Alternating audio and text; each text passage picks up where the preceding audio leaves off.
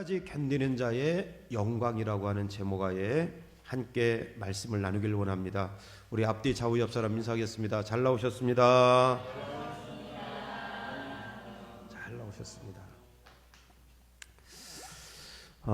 인류 역사상 가장 잔인하고 가혹했던 장소를 꼽자면 여러분들이 직접 가보신 분들도 계시겠지만 영화를 통해서 우리 많이 보았던 독일의 아우슈비츠 수용소일 것입니다. 인류 역사상 가장 끔찍하고 가혹했던 장소, 2차 세계대전 때 아우슈비츠 수용소는 인간 존엄을 말살한 대표적인 장소 가운데 하나이지요. 그 가운데 9.4일생으로 살아난 사람들이 있는데 그 9.4일생으로 살아난 사람 가운데 대표적인 몇 사람을 꼽자면, 그 사람 가운데 꼽자면 빅터 프랭클린이라고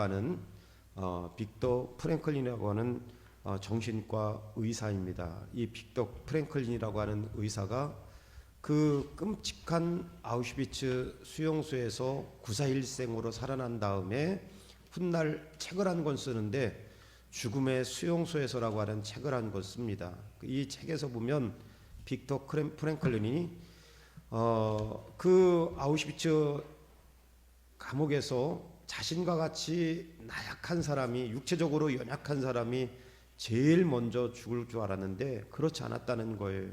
건장하고 강인한 체력을 가지고 있는 사람도 이 아우슈비츠에서 죽어나갔는데, 여기 죽음의 수용소에서 빅터 프랭클린이 왜 그 죽음의 수용소에서 그 건장한 육체를 가지고 있었지만, 강인한 육체를 가지고 있었지만 왜 수많은 사람들이 죽어났을까? 물론 아주 끔찍한 그런 학대를 받아서 그런 경우도 있지만 거기서 살아남은 사람과 죽은 사람들의 그 특징을 이 죽음의 수용소에서 빅터 프랭클린이 정신과 의사이기 때문에 잘 정리해 놨는데, 그 이유 중에 하나는 이런 거라고 이야기해요. 아무리 강한 체력과 육체를 가지고 있어도 여기서 죽은 이유, 그러나 본인과 같이 나약한 육체를 가지고 있었지만 살아남았던 대표적인 이유가 있다면 그건 지금은 당장 현실에 이 끔찍한 수용소에서 놓여 있지만, 끔찍한 일들을 경험하지만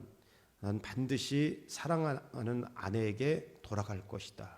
사랑하는 가족들이 있는 품으로 나는 돌아갈 것이다. 그리고 빅터 프랭클린은 나는 반드시 살아나서 내 원고를 마지막까지 다 완성할 것이다.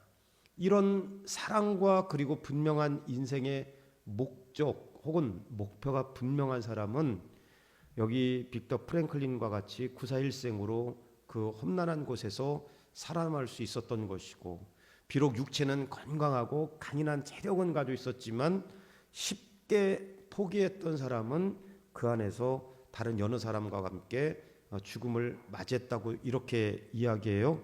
그런데 오늘 일반적으로 사람들이 뭐라고 이야기하냐면, 거칠고 험한 세상을 살아가려면 강한 자가 살아남는다. 우리가 흔히들 이야기하잖아요. 강한 자만이 살아남는다. 강한 자만이 살아남는다.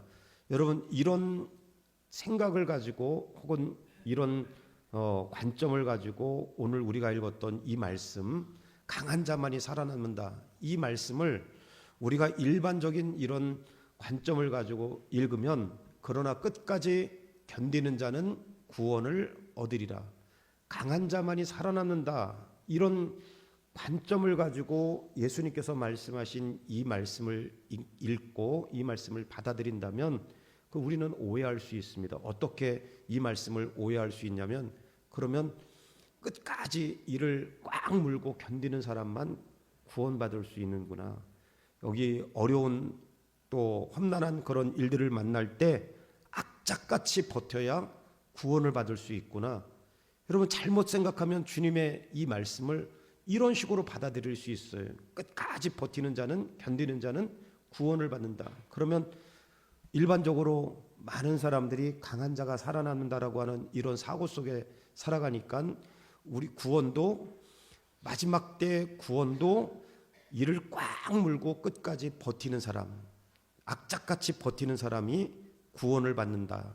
이런 부담감을 우리가 안을 수 있어요. 그리고 여러분, 오늘 우리가 읽었던 말씀, 주님이 말씀하시는 끝까지 견디는 자는 구원을 얻는다고 할 때, 이 끝까지 견딤은 우리의 의지적인 결단, 안간힘을 쓰고 이를 악물고 잘 버텨서 그래야 구원을 받는다, 그래야 그리스도인임을 증명해낼 수 있다. 여러분, 이런 의미를 가지고 있는 것이 아니라 오늘 여기 말씀에 우리는 여러 가지 인생의 크고 작은 문제, 또 환난, 또 여러 가지 고난, 이런 일들을 당할 때 우리는 얼마든지 하나님을 놓을 수 있고 강인한 체력을 가지고 있고 육체를 가지고 있었지만 아우슈비츠 수용소에서 오히려 그 사람들이 더 먼저 나가 떨어지고 먼저 죽었단 말이지요. 그런데 빅터 프랭클린이라고 하는 이 의사처럼 본인은 그냥 그 나약한 육체를 가지고 있었지만 나는 반드시 살아서 내 사랑하는 아내에게 갈 것이다. 난 반드시 살아서 나를 기다리는 가족품으로 돌아갈 것이다. 나는 반드시 살아서 내가 쓰다 남은 마지막 원고를 다 완성할 것이다. 사랑과 목적이 분명한 사람은 흔들리지 않고 죽지 않았다는 거예요. 사랑과 목표가 분명한 사람은. 마찬가지로 끝까지 견디는 사람은 구원을 받는다고 할 때 일반적인 사고 속에서는 이를 악물고 잘 버티면 구원받고 그렇지 않으면 구원받지 못한다, 이렇게 받아들일 수 있는 것은 우리에게 무거운 짐이지만 성경은 그런 뉘앙스로 우리에게 말씀하는 것이 아니라 우리가 삶을 살면서 여러 가지 크고 작은 고난, 문제, 환난, 시험, 이런 여러 가지를 만날 때 우리는 아구를 힘들면 놓는 것처럼 우리가 놓을 수 있지만 십자가 위에서 우리를 위하여 대속의 죽음을 죽으시고 피 흘려 죽으신 예수 그리스도의 피 묻은 그 손은 결코 우리를 놓지 않는다. 결코 우리를 놓지 않는다. 우리가 끝까지 믿음 안에서 잘 버틸 때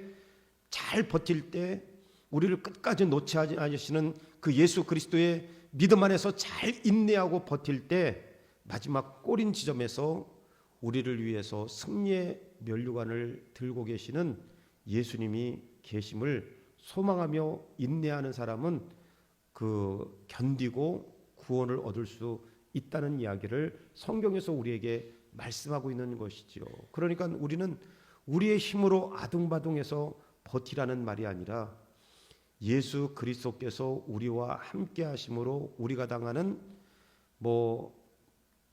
역사 속에서 혹은 2차 세계대전의 그런 끔찍한 그런 것은 아니지만 구색은 다르지만 우리가 만나는 크고 작은 문제들 가운데 인내하고 소망 가운데 견뎌낼 수 있다는 것이죠. 그래서 복음주의 그 작가였던 필립 얀 씨는 뭐라고 그랬냐면 그의 책 내 안에 하나님이 없다라고 하는 책에서 이렇게 이야기했어요. 다 같이 한번 읽어볼까요? 시작. 믿음은 내가 하나님을 붙잡는 힘이 아니라 하나님이 나를 붙잡고 계시다는 사실을 받아들이는 것이다. 믿음은 내가 하나님을 붙잡는 힘이 아니라 하나님이 나를 붙잡고 계시다는 것을 받아들이는 것이다. 받아들이는 것이다. 우리가 끝까지 견뎌낼 수 있는 유일한 이유, 우리가 끝까지 견뎌낼 수 있는 유일한 이유는 내가 낙심하여 주님의 손을 놓아버리는 바로 그 자리에 여전히 나를 피 묻은 손으로 꼭 쥐고 계시는 신실한 하나님이 계심을 믿는 믿음 때문이라고 필립 얀 씨는 우리에게 이야기하고 있는 것처럼 오늘 여기 앉아있는 저와 여러분들이 구색은 다르지만 고난, 환난, 또 여러 가지 인생의 문제들 가운데 놓여 있을 때 내 힘으로 버티고 안간힘을 쓰는 게 아니라 그리스도의 은혜를 통해서 인내하고 소망 가운데 승리하는 저와 여러분 되기를 주의 이름으로 간절히 축원합니다. 그래서 오늘 말씀을 통해서 그리스도인들이 세상을 견뎌낼 수 있는 진짜 힘이 뭐냐, 그리스도인들이 세상을 견뎌낼 수 있는 진짜 힘이 뭐냐, 그리고 그 걸음을 마침내 끝까지 견뎌낸 승리자에게 주시는 영광이 무엇인지를 오늘 말씀을 통해서 함께 나누길 원합니다. 우리 첫 번째 한번 읽어볼까요? 시작. 그리스도인들이 세상을 견뎌낼 수 있는 진짜 힘은 뭐냐? 진짜 힘은 뭐냐? 빅터 프랭클린이 아우슈비츠 감옥에서 수용소에서 자신은 일찍 죽을 줄 알았어요. 그런데 자신 안에 있는 가족에 대한 사랑, 또 아내에 대한 사랑, 그리고 자기가 끌려오기 전에 미처 마무리 짓지 못한 원고를 나는 반드시 살아나가서 그 원고를 끝까지 다 여기 써내려갈 것이다. 이런 분명한 목적의식이 있으니까 참고 인내했다는 거예요. 그런데 건장한 사람은 뻥뻥 나가 떨어졌다는 것이죠. 여러분, 오늘 우리 가운데 빅터 프랭클린이 아니라 내 삶 가운데 세상을 견뎌낼 수 있는 진짜 힘이 뭐냐? 진짜 힘이 뭐냐? 지난주에 다시 한번 보시면 한번 읽어볼까요? 시작. 그러나 끝까지 견디는 자는 구원을 얻으리라. 끝까지 견디는 자는 구원을 얻는다고 했는데 내 안에 진짜 견뎌낼 수 있는 힘. 지난 월요일이 1980년 5월 18일 광주 민주항쟁 여기 기념식을 여기 쭉 하면서 이제 오랜 시간이 지났으니까 그 40년 오랜 시간이 지났으니까 더 그 광주 민주항쟁에 대한 그 자료들이 해가 갈수록 더 많아지지요. 해가 갈수록 객관적인 사실들, 뭐 광주의 그 민주항쟁에 그 안에 있던 사람들뿐만 아니라 거기에 그 진압하러 왔던 군인들에 대한 뭐 자료들, 증언들, 또 해외로 이렇게 우리나라에서는 미처 방영되지 못했던 사진들, 이런 것들이 해가 거듭할수록 굉장히 많아지죠. 그래서 지난 한 주간에 한 2편 정도 민주항쟁에 대해서 5.18 민주항쟁에 대해서 다큐멘터리를 제가 봤어요. 거기 나오는 사진들, 그런 것들을 쭉 봤어요.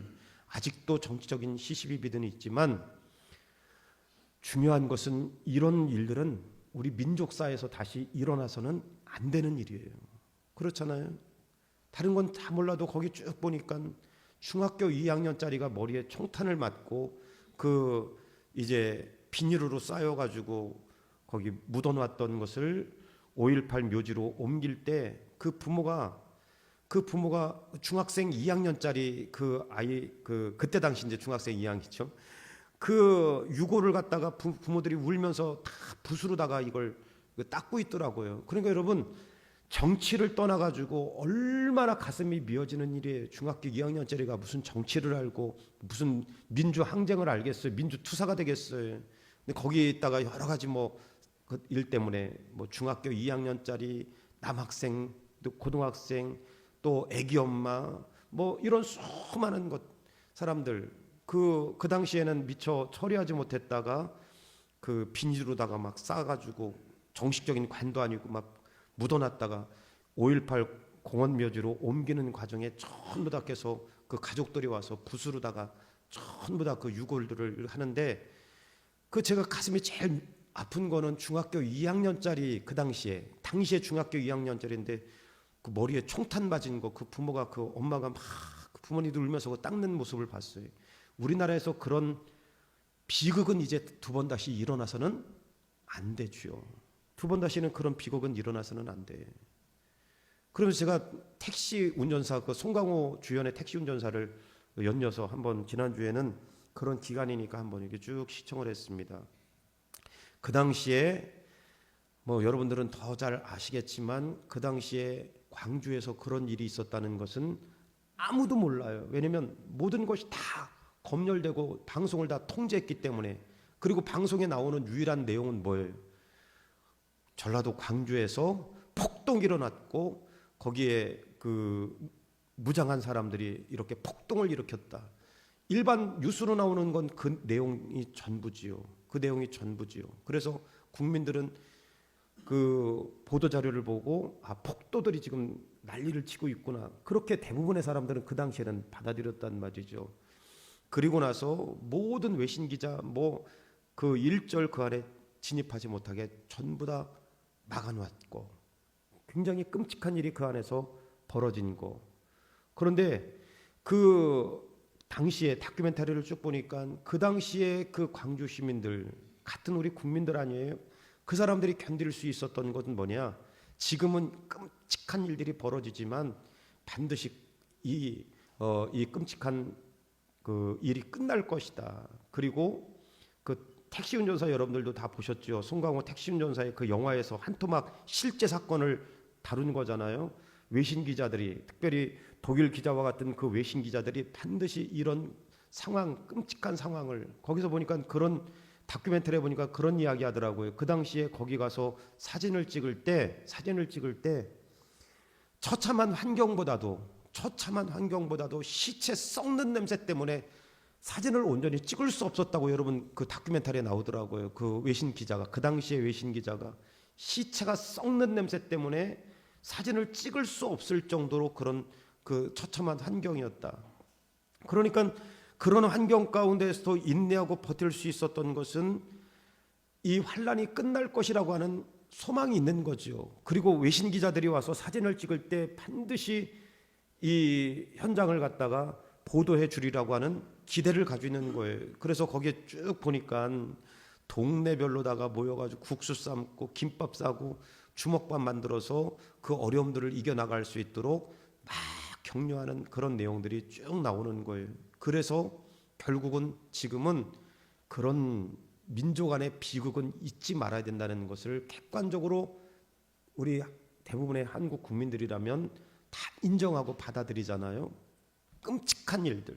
그런데 그 끔찍한 일이 벌어졌음에도 불구하고 모든 걸 차단하고 그리고 폭도로 모는 거, 그리고 더 무서운 것은 그 안에서 서로 여기 고발할 수 있도록 이렇게 만들어 놓은 거. 그래서 누가 나를 거기에 폭도인지 고발하라고 다 이렇게 연결시켜 놓은 거. 그러니까 그런 일들이, 비극적인 일들이 벌어진 거예요. 여러분, 그런데 오늘 이 시간은 5.18 광주에 대한 이야기 하려고 하는 거 아니에요. 오늘 여기 말씀에 뭐라고 그랬냐면 끝까지 견디는 자는 구원을 받으리라. 오늘 우리가 읽었던 마태복음 이 말씀이 기록될 당시, 이 마태복음이 기록될 당시가 역사적으로 보면 AD 70년이에요. AD 70년에 어떤 일이 벌어졌느냐? 이런 일이 벌어진 거예요. 여기는 AD 70년에 다시 한번 읽겠습니다. 마태복음 24장 1절에서 2절 다 같이 시작. 예수께서 성전에서 나와서 가실 때 제자들이 성전 건물을 가리켜 보이려고 나오니 대답하여 이르시되 너희가 이 모든 것을 보지 못하느냐? 내가 진실로 너희에게 이르노니 돌 하나도 돌 위에 남지 않고 다 무너뜨려지리라. 여러분 보세요. 지금 성경에 마태복음이 쓰여질 당시에 마태는 자기 동족 유대인 기독교인들에게 이 말씀을 쓴 거예요. 근데 이 말씀이 AD 70년에 쓰여졌는데 AD 70년에 로마의 대표적인 황제, 아직은 장군이지만 황제가 되는 그 사람이 누구냐면 디도 장군이었습니다. 또 다른 말로는 티토스라 황제라고 해요. 티토스 황제, 디도 장군. 여기 24장 1절에서 2절에 예수님의 제자들이 예루살렘 성전, 그게 뭐 정확한 때는 시간은 나와 있지 않지만 이 말씀을 묵상하면서 보니까 태양빛에 그 성전이 이렇게 반사되는 빛. 그래서 지금도 대리석 하면 그 이스라엘 그쪽에서 나온 대리석이 최고라고 이야기하잖아요. 그래서 부자들은 대리석을 수입할 때 이스라엘에서 수입한다 그래요. 왜냐하면 빛의 반사에 의해서 색깔들이 황금빛으로 변한다고 이야기하잖아요. 그러니까 여러분, 헤롯이 46년 동안 유대인의 환심을 사기 위해서 지은 그 헤롯 성전이 얼마나 햇빛에 반사되어서 그냥 아름답게 보이는지 예수님의 발걸음을 멈춰 세우고 제자들이 그렇게 이야기하는 거예요. 예수님, 저 성전을 좀 보세요. 얼마나 아름다운지. 헤롯이 46년 동안 지은 저 성전을 좀 보세요. 얼마나 아름다운지. 그랬더니 예수님이 뭐라고 말씀하시냐? 그래, 너희들 앞으로 돌 위에 돌 하나 남지 아니하고 전부 무너질 날이 있을 것이다. 예수님께서 그 말씀하신 거예요. 그리고 AD 70년 티토스 황제에 의해서, 디도 장군이에요. 디도 장군이라고도 이야기하고 티토스 나중에 황제가 되죠. 디도 장군에 의해서 예루살렘이 재차 침략을 받을 때 완전히 무너진 거예요. 돌 위에 돌 하나 남지 아니하고 완전히 무너졌어요. 5.18 민주항쟁은 저리 가라. 아주 피비린내 나는 살벌한 전쟁이 예루살렘 안에 벌어졌습니다. 살벌한 전쟁. 또 하나, 지금 이 서신을 받는 사람들이 그런 전쟁을, 끔찍한 전쟁을 경험한 거예요. 또 하나는 어떤 문제가 있냐면 아까 그랬잖아요. 그 당시에 모든 매스컴 전부 다 스톱하고 폭도라고 이렇게 몰아세웠잖아요. 그러니까 이 당시에 AD 70년에 예루살렘에 모인 사람들에게, 유대인 기독교인들에게 어떤 일이 당했느냐? 전쟁도 끔찍했지만 이 사람들은 기독교를 믿는 이단이라고 정죄한 거예요. 이단. 유대교에서 보자면 이단이라고 정죄한 거예요. 이단이라고 정죄했기 때문에 유대 사회에서 기독교인이라고 하는 것이 발각이 되면 다 퇴출이에요. 그냥 그 사회에서 발을 못 붙이게 퇴출시킨 거예요. 그리고 또 하나, 이 유대인 기독교인들은 황제를 숭배하지 않았습니다. 그러니까 로마인들에게 핍박을 받았어요.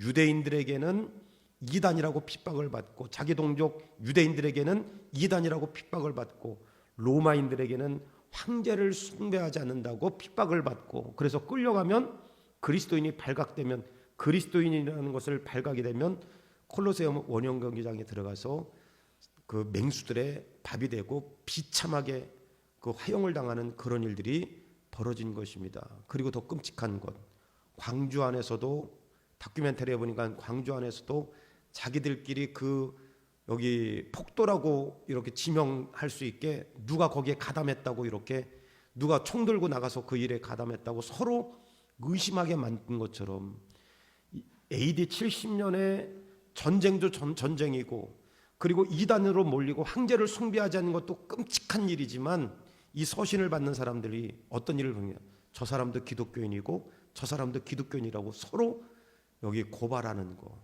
그런 무시무시한 일들을 경험하는 거예요. 그때 세리마태가 서신을 쓴 거예요. 하나님의 감동을 받고 예수님의 말씀을 기록한 거예요. 뭐라고 기록했느냐? 그때 그런 일이 있을 때, 그때 많은 사람이 실족하게 되어서 서로 잡아주고 서로 미워하였으며, 거짓 선자가 많이 일어나 많은 사람들을 미혹하게, 전쟁이 일어나고 이단으로 몰리고 황제 숭배 안 하죠. 핍박을 받고, 그리고 서로 고발하게 만드는 이런 일이 벌어질 때, 불법이 성함으로 이런 환경에 놓여 있을 때, 다 같이 다시 한번 이런 환경 가운데 놓여 있는 유대인 기독교인들을 향해서 마태가 쓴 거예요. 다 같이 한번 읽겠습니다. 다시 한번 시작. 그러나 끝까지 견디는 자는 구원을 얻으리라. 마태가 썼지만 이건 예수님의 말씀이에요. 예수님께서 마태라고 하는 사람을 그 손을 통해서 예수님이 하신 말씀을 기록하게 한 거예요. 이렇게 AD 70년에 끔찍한 전쟁이, 피비린내 나는 전쟁이 벌어지는 거, 그리고 이단으로 몰리는 거, 황제 숭배를 안에서 핍박을 받는 거, 그리고 자기들끼리 서로 여기 그 그리스도인인 것을 고발하는 거, 그래서 죽음의 그 형장으로 끌려가게 만드는 거, 이런 환경에 끔찍한 고난과 환란이 여기 가운데 놓여 있을 때 예수님은 그렇게 말씀하신 거예요. 그러나 끝까지 견디는 자는 구원을 얻으리라. 그러나 끝까지 견디는 자는 구원을 얻으리라. 여러분, 이 구원을 끝까지 견디면 구원을 받는다고 하는 이 말은 어떤 의미가 있느냐면 이런 거죠. 너희들 지금 당장은 로마의 무시무시한 전쟁으로 인해서, 그 공격으로 인해서 피비린내 나는 전쟁 가운데 놓여 있고, 너희들이 지금은 이단으로 공격을 받고 황제 숭배를 안에서 핍박을 받고, 그리고 살아남기 위해서 이웃과 주변에 있는 사람들을 여기 그리스도인이라고 고발하는 이런 어려움 가운데 놓여 있지만, 이 당시에요, 어려움 가운데 놓여 있지만 이 어려움이 반드시 끝날 것이다. 예수 그리스도께서 십자가 위에서 너를 위해서 피 흘리신 그리스도의 그 피 묻은 손이 너희를 놓지 않고 붙들고 있을 것이다. 이건 그 당시에 적용한 거라면 오늘 우리에게 이렇게 적용할 수 있죠. 여러분, 오늘 이 말씀 가운데 끝까지 견디는 자는 구원을 받습니다. 어쩌면 나에게 좀 와닿지 않을 수도 있어요. 그런데 이렇게 할 수 있죠. 우리가 그리스도인으로서 하나님의 말씀을 따라 산다는 거, 성경적인 가치관을, 오늘 요즘 같은 세상에 성경적인 가치관을 가지고 살아낸다는 거 보통 어려운 거 아니에요. 여러분, 오늘 눈만 뜨면, 교회 문만 나가면, 집 밖만 나가면 우리를 유혹하고 우리의 양심을 흔들어대는 일들은요, 우리 가운데 너무 비일비재. 이런 환경 속에서 그리스도인으로서 신앙을 지키고 양심을 지키고 믿음을 지키면서 산다는 거, 이건 보통 어려운 게 아니에요. 보통 어려운 게 아니에요. 믿음 안에서 정직한 부자가 되는 거 보통 어려운 게 아니에요. 믿음 안에서 정직하게 사업을 일궈내서 부자가 되는 거 보통 어려운 게 아니에요. 그런데 혹 그리스도인으로서 기독교적인 가치관, 기독교적인 세계관, 믿음을 지키기 위해서 당하는 여러 가지 어려움 가운데 놓여 있을지라도 끝까지 인내하고 버티고, 그리고 그리스도 안에서 예수 그리스도께서 우리를 위해서 준비해 놓으신 영광의 면류관을 바라보면서 인내하고 참을 때 하나님은 우리의 손을 놓지 않고 포기하지 않으신다는 것을 믿는 믿음 안에 살아가는 저와 여러분 되기를 주의 이름으로 간절히 축원합니다. 여러분, 하나님 내가 포기하지 않게 도와주시고 십자가 위에서 나를 위해 흘리신 피 묻은 손으로 나를 붙잡고 계시니 폭풍 속에서 낙심하지 말고 믿음의 경주를 완주할 수 있는 삶이 되게 하여 주옵소서. 여러 가지 만나는 일들 가운데 여러분 쉽게 낙심하지 말고 절망하지 말고, 하나님께서 결코 나를 포기하지 않는다. 빅터 프랭클린이 끔찍한 수용소에서 견딜 수 있는 것은 가족의 사랑을 본 거예요. 그리고 내가 해야 할 일을 본 거예요. 초대 교회인들이 전쟁과 그리고 끔찍한 핍박을 견딜 수 있었던 것은 그 가운데 이 전쟁이, 이 핍박이 끝나고 그리스도께서 나를 위해서 예배 놓으신 영광의 면류관이 있다는 그 소망을 바라본 거예요. 오늘 저와 여러분들도 환난과 어려움, 개인적인 여러 가지 크고 작은 문제가 있을 때 쉽게 주저앉지 말고 낙심하지 말고, 이 또한 지나가리라. 하나님께서 이 모든 환난을 다 지나가게 하시고, 나는 주먹을 꽉 쥐고 있을 때 아구에 힘이 없어서 풀 놓을 수 있지만 하나님은 결코 놓지 않으신다. 나를 결코 포기하지 않으신다. 이런 믿음 안에 살아가는 저와 여러분 되길 주의 이름으로 간절히 축원합니다. 그래서 사도 바울은 로마 교회 성도들에게 그렇게 이야기했어요. 다 같이 시작. 생각하건대 현재의 고난은 장차 우리에게 나타날 영광과 비교할 수 없느니라. 현재의 고난은 장차 우리에게 나타날 영광과 비교할 수 없느니라. 우리가 지금 믿음 지키느라 당하는 고통은, 믿음 지키느라 당하는 고통, 신앙 지키느라 당하는 그 어려움들은 잠깐이지만 예수님이 예비하신 영광은 영원할 줄 믿습니다. 이런 믿음으로 인내하는 우리 모두가 되기를 주의 이름으로 간절히 축원합니다. 잠깐이에요. 학생들에게 적용하면 지금 공부하는 거 얼마나 힘들어요. 매일 학원 가는 거, 늦게까지 이거 하는 거 얼마나 힘들어요. 그런데 죽을 때까지 학원 다니는 거 아니고 잠깐 이때 잘 인내하고 버티면 하나님께서 영광의 면류관, 여기서 말하는 영광의 면류관은 구원이지만 학생들은 잘 인내하고 버티고 하나님께 지혜를 구하면 또 우리가 원하는 대학에도 갈 수 있고 진학의 문이 열릴 수 있고 하나님께서 기뻐하시는 자리로 인도하신다는 것이죠. 주님, 소망을 품고 끝까지 견디는 신앙이 되게 하여 주시옵소서. 이런 믿음의 승리가 있기를 주의 이름으로 간절히 축원합니다. 두 번째 여러분 읽겠습니다. 시작. 끝까지 견뎌낸 승리자에게 주어지는 영광은 무엇입니까? 그러면 끝까지 견뎌낸 승리자에게 주어지는 영광이 뭐냐? 이것은 서머나 교회의 그 폴리캅이라고 하는 그 서머나 교회의 감독이었고 사도 요한의 제자였습니다. 서머나 교회의 폴리캅의 기념교회인 서머나 교회에 여기 그 순교 그림이 그려져 있는 거예요. 요 그림의 대상은 누구를 대상으로 했냐면 폴리캅이라고 사도 요한의 제자였고 그리고 서머나 교회의 감독이었어요. AD 155년경에 AD 155년경이면 그 AD는 예수님이 태어나고 155년, 이미 예수님은 30년 AD 30년에 33년에 십자가에 죽으시고 부활하셨다가 승천하시고, 그리고 155년에 여기 폴리캅이 사도 요한의 제자였던 폴리캅이 서머나 교회를 담임하고 있었어요. 그런데 로마에 의해서 이 폴리캅이 체포되지요. 근데 이 당시에 이 폴리캅 감독이 너무 나이가 많으니까 로마 군인들이 그렇게 제안을 했습니다. 당신이 지금 너무 나이가 많으니까 이 한마디만 하면 우리가 당신을 놓아주겠다. 예수를 모른다고 한번 부인만 하면 우리는 당신을 잡을 이유가 없다. 너무 노쇠하니까. 그런데 교회에서 아주 길이 남을 만한 그 대답을 하나 했어요. 폴리캅 감독이 뭐라고 이야기했냐면 그렇게 했어요. 내가 86년 동안 그분을 섬겼으나 그분은 한 번도 나를 부당하게 대하시거나 나를 놓으신 적이 없어. 그런데 내가 어찌 나를 구원하신 나의 왕을 저주할 수 있겠어. 한마디만 하라 이거예요. 그러면 노쇠한 당신을 우리가 붙잡을 이유가 전혀 없으니까 예수 안 믿는다고 이야기해라. 그럴 때 폴리캅 감독이, 서만학교의 폴리캅 감독이 그렇게 고백한 거예요. 교회사에서 유명한 고백이에요.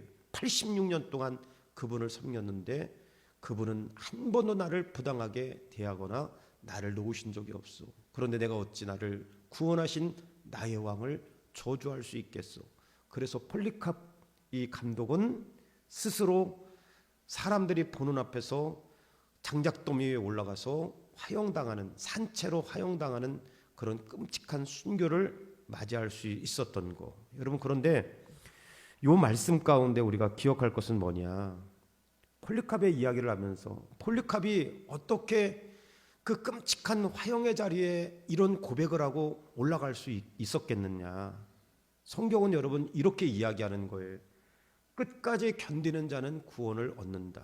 너희들 환난과 어려움, 인생의 크고 작은 문제 가운데 이를 꽉 물고 잘 견뎌. 그리고 그리스도인이라는 것을 이 어려운 때 너희들 증명해.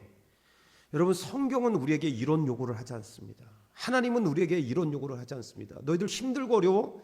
그래도 당신들이 그리스도인 아니야? 그러면 이를 꽉 물고 잘 버텨. 기도 열심히 해서 잘 버텨. 예배 열심히 나와서 잘 버텨.